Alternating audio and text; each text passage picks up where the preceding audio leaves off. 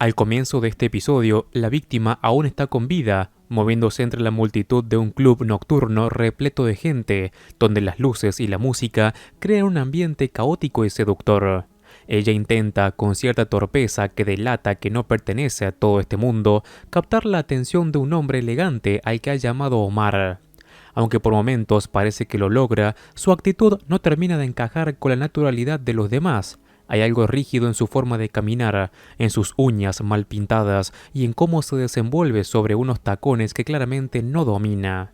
Todo cambia de golpe cuando recibe un mensaje de texto que la altera profundamente.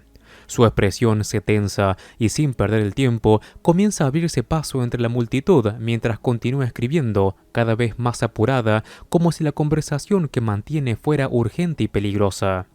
Una joven intenta seguirla, intrigada por su comportamiento, pero no logra alcanzarla. La mujer sale del club, dejando atrás el ruido y la música, y se adentra en la calle, hacia una zona más oscura y prácticamente desierta, donde ha estacionado su coche. Ahí, en cuestión de segundos y sin previo aviso, recibe 2 disparos por la espalda, ambos dirigidos a la cabeza, cayendo sin oportunidad de defenderse. Poco después, Lisbon y Patrick Jane llegan a la escena del crimen.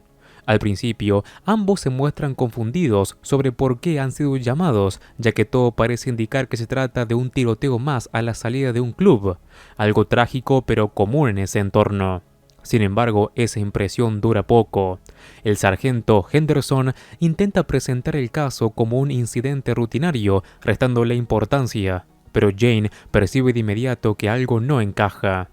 Observa el cuerpo con detenimiento y señala detalles que contradicen la idea de una simple chica de club. Las uñas cortas y descuidadas, la incomodidad evidente al usar tacones altos, pequeños gestos que sugieren que esa mujer no llevaba ese estilo de vida de forma habitual. Presionado por la agudeza de Jane, Henderson finalmente decide apartarlo del resto y en voz baja le revela la verdad.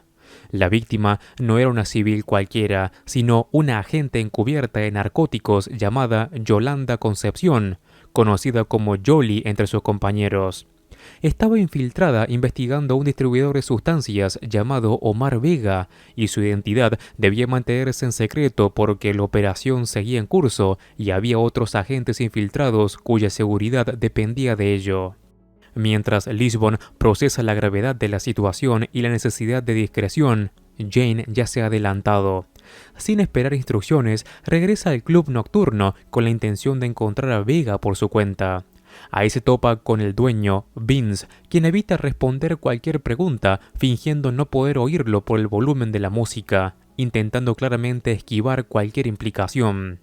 Cuando Lisbon llega al lugar, Jane decide tomar el control de la situación de una forma muy poco convencional.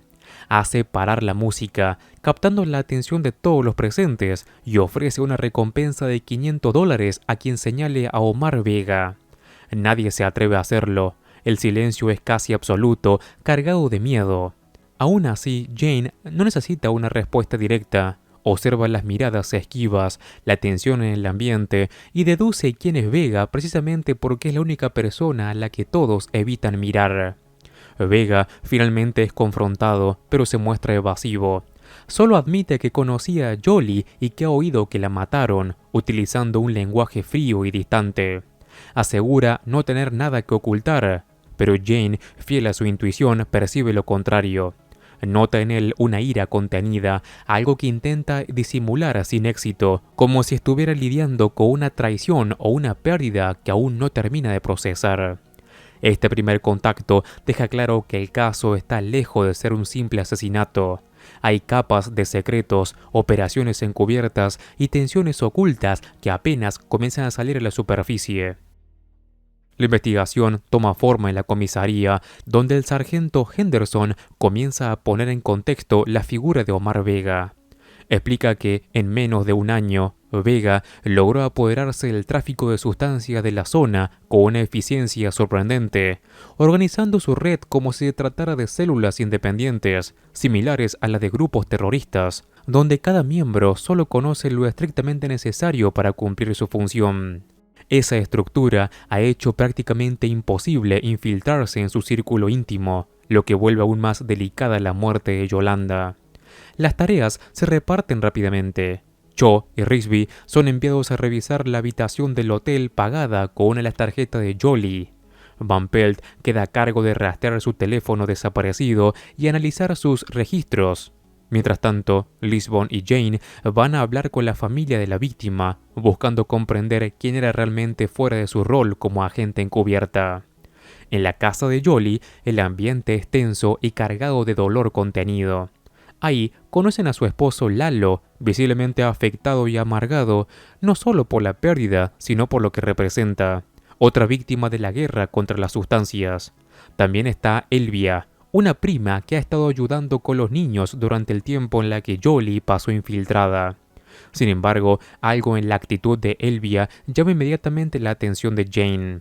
Su comportamiento resulta extrañamente animado para alguien que acaba de perder a una persona tan cercana. Movido por su intuición, Jane la aparta discretamente hacia la cocina. Al principio, Elvia intenta mantener una versión simple, asegurando que eran como hermanas, pero la presión sutil de Jane la lleva a confesar algo más inquietante. La noche anterior había seguido a Jolie. Mientras lavaba la ropa, encontró preservativos en sus bolsillos y comenzó a sospechar que tenía una aventura. Esa duda la llevó a vigilarla en el club. Cuando Lalo se entera de esto, su reacción es inmediata y violenta. La acusa de haber contribuido indirectamente a la muerte de su esposa y, dominado por la rabia, la expulsa de la casa. Al mismo tiempo, en el hotel, Cho y Rigsby irrumpen en la habitación vinculada a Jolie y se encuentran con una escena completamente inesperada. Una prosti y su cliente en una situación comprometida. La mujer, Summer, es llevada a la comisaría para ser interrogada. En un primer momento se muestra evasiva, incluso juguetona, más interesada en coquetear con Cho que en responder preguntas. Pero esa actitud no dura demasiado. Finalmente, Summer admite que cuando encontró a Jolie ya estaba muerta. Aprovechando la situación, tomó su tarjeta de crédito y luego hizo una llamada anónima al 911 para reportar el tiroteo. Aunque la confesión la compromete, también abre una nueva línea de investigación. Ella conoce a Vega y, viendo una oportunidad, negocia con Cho. Si proporciona información útil, los cargos por robo podrían desaparecer. Lo que revela resulta clave. Según ella, Vega había sido recientemente estafado por un grupo conocido como los Perry Boys, quienes le robaron mercancía. Desde entonces, él está obsesionado con recuperar lo perdido y vengarse. Ese dato introduce un posible móvil distinto para el asesinato de Jolie, conectando su muerte con un conflicto más amplio dentro del mundo criminal. Mientras tanto, Van Pelt logra avances importantes con el teléfono de Jolie. Recupera varios mensajes de texto y su contenido vuelve a despertar la sospecha de una posible aventura. El último mensaje habla de encontrarse en un hotel favorito para tomar champán, lo que parece confirmar las dudas de Elvia. Lisbon, al enterarse, decide enviar a Van Pelt nuevamente a la casa de Jolie para buscar cualquier pista adicional que pueda confirmar aquella teoría. Sin embargo, cuando Lisbon y Cho regresan con Henderson y cruzan la información, la interpretación cambia por completo. Henderson reconoce de inmediato el patrón. El lenguaje aparentemente romántico no es tal, sino parte de un código utilizado por los Perry Boys para comunicarse sobre sus actividades ilegales. Lo que parecía una infidelidad es en realidad una clave encubierta.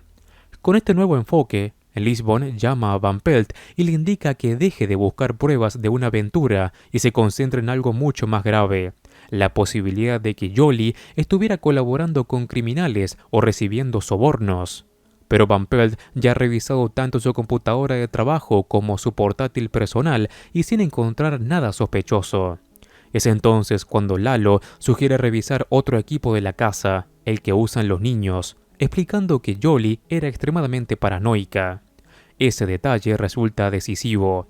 En ese ordenador encuentran fotografías de la casa de los Perry Boys, evidencia clara de que Jolie estaba investigándolos de cerca, lo que conecta directamente con el conflicto que rodea a Vega y su mercancía robada. Con esta nueva pista, Lisbon se prepara para ir a ese lugar junto a Henderson, mientras Jane, fiel a su estilo impredecible, decide quedarse en la comisaría ocupado en otros asuntos que, como siempre, parecen desconectados, pero que probablemente forman parte de un plan mucho más elaborado. Mientras Lisbon avanza con la nueva pista, Patrick Jane sigue un camino completamente distinto, aparentemente caótico pero cuidadosamente calculado. Primero, se dedica a interrogar a Bianca, la compañera de Jolie en narcóticos, quien defiende con firmeza la integridad de su colega, asegurando que jamás habría tenido una aventura ni traicionado su misión. Aún así, Jane no parece del todo convencido. Su forma de observar y escuchar va más allá de las palabras, como si buscara contradicciones invisibles. Luego se acerca a Trey, otro miembro del equipo, y en medio de una conversación aparentemente casual, le plantea lo difícil que debe ser vivir una doble vida, sugiriendo un desgaste psicológico que implica mentir constantemente. En ese intercambio, Jane simula un pequeño descuido y logra sustraer parte de la evidencia que Trey estaba registrando.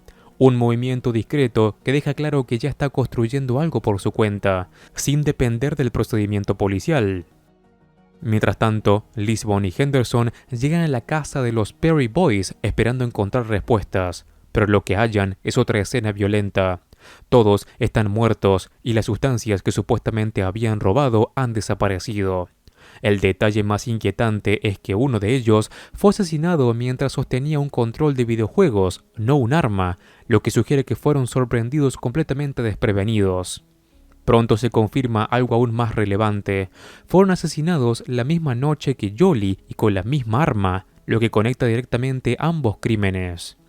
En ese punto, la investigación parece enredarse aún más, pero en realidad todo empieza a alinearse con el arriesgado plan de Jane, que resulta ser tan impredecible como peligroso. Decidido a llegar hasta Vega, se presenta de nuevo en el club y provoca deliberadamente a Vince, el dueño. Lo confronta sin rodeos, insinuando que sabe que está lavando el dinero del narcotráfico de Vega y exigiendo hablar con él para proponerle un trato. La provocación funciona mejor de lo esperado. Vince transmite el mensaje casi de inmediato, y en cuestión de minutos, los hombres de Vega ya están esperando a Jane afuera. Jane había anticipado esto. Lleva un dispositivo de rastreo y ha coordinado con Cho y Risby para que lo sigan. Sin embargo, el plan se complica cuando los hombres de Vega, desconfiados, le quitan la chaqueta y los zapatos antes de llevárselo, arrojándolos por la ventana del vehículo. Con ello, el rastreador queda inutilizado y Jane desaparece del radar, dejándolo completamente solo en territorio enemigo. Cho, lejos de rendirse, decide volver a buscar a Summer, la única que podría tener información útil sobre Vega. Ella, molesta al principio y con una mezcla de desconfianza y atracción hacia Cho, termina cediendo y le indica un lugar, un garage abandonado que Vega utiliza como base de operaciones. Ahí, en ese espacio aislado, Jane se encuentra cara a cara con Omar Vega. Sorprendentemente se muestra tranquilo, como si tuviera todo bajo control, a pesar de saber que nadie podrá encontrarlo fácilmente. Con una calma calculada, le propone un trato que en realidad ya ha sido planteado antes, obligando a Vega a reaccionar. La intención es clara, hacer que saque a la luz a la persona que ya le ofreció ese mismo acuerdo. La jugada funciona. Vega, irritado y desconfiado, hace traer a Bianca. Bajo presión y con la amenaza implícita de que uno de los dos será ejecutado si miente, la verdad comienza a salir. Bianca termina incriminándose en todo. Había hecho un trato con Vega, asesinó a Jolie cuando comenzó a sospechar de ella y también eliminó a los Perry Boys para encubrir la situación y hacer parecer que ellos eran los responsables de la muerte de su compañera. La tensión alcanza el punto máximo cuando Vega intenta decidir a quién matar, incapaz de determinar quién le miente. Pero en ese preciso momento irrumpe el equipo del FBI y la policía, deteniendo a todos y poniendo fin al enfrentamiento. Más tarde, en su confesión formal, Bianca admite que su plan era culpar a los Perry Boys por la muerte de Jolie, pero que las cosas no salieron como ella esperaba cuando llegó a la escena. Con el caso resuelto, queda aún un pequeño giro final que añade una capa más a la historia.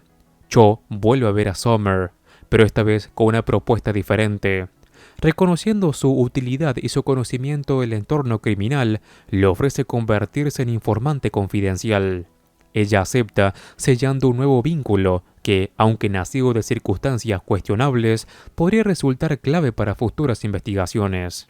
Así, el caso no solo revela una traición interna devastadora, sino también el complejo entramado de mentiras, lealtades rotas y decisiones desesperadas que definen el mundo en el que se mueve el equipo del mentalista, donde nada es exactamente lo que parece y donde una vez más la intuición poco convencional de Jane termina marcando la diferencia. Y con esto termina este episodio. Antes de acabar con este video, te cuento que si te gusta El Mentalista, en el canal estoy resumiendo todos los capítulos caso por caso, así que te invito a que entres y encuentres toda la lista de reproducción completa y ordenada. Como siempre, me ayudas muchísimo al dejar un like y si querés, suscríbete así no te perdés nada de mi contenido. Un saludo, Master Movies.